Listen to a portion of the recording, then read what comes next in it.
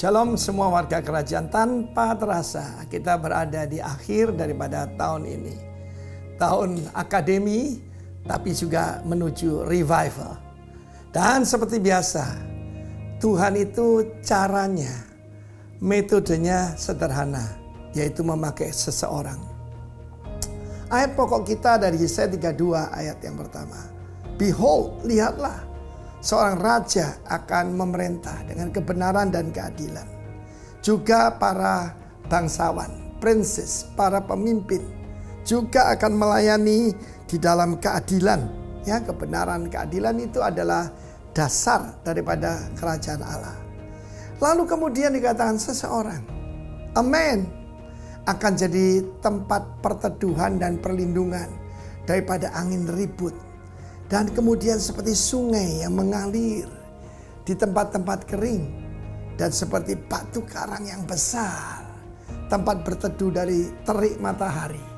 Batu karang yang besar. Saya pernah pergi ke Israel di daerah selatan, di daerah padang gurun.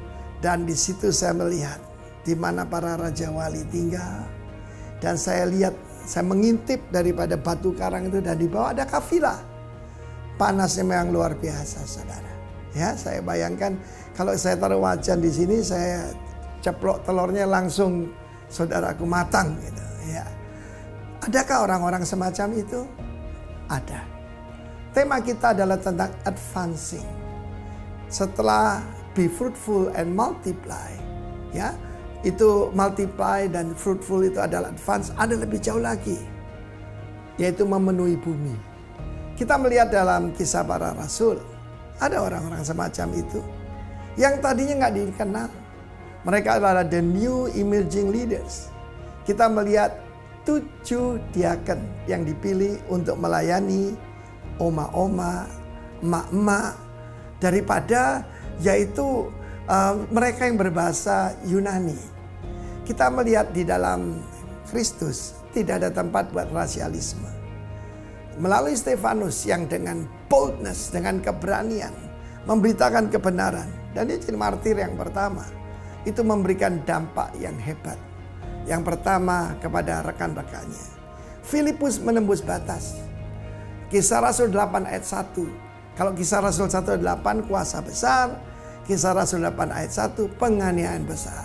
Dia menembus batas kemana? Samaria. He's advancing the kingdom.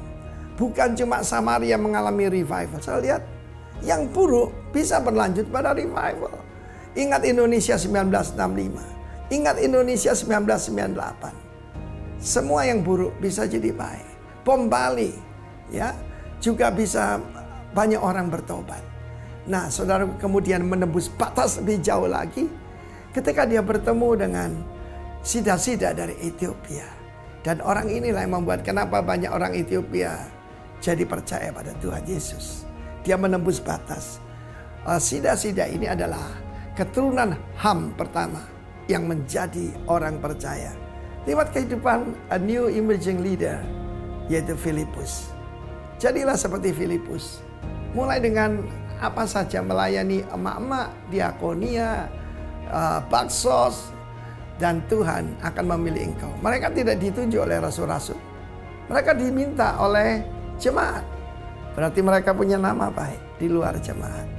Karena itu, kalau saudara ingin menjadi tempat perlindungan dari angin ribut, menjadi orang yang hebat itu, maka saudaraku yang kekasih, engkau pertama-tama harus dipenuhi dengan Roh Kudus, dengan roh hikmat dan kuasa. Tuhan memberkati. Amin.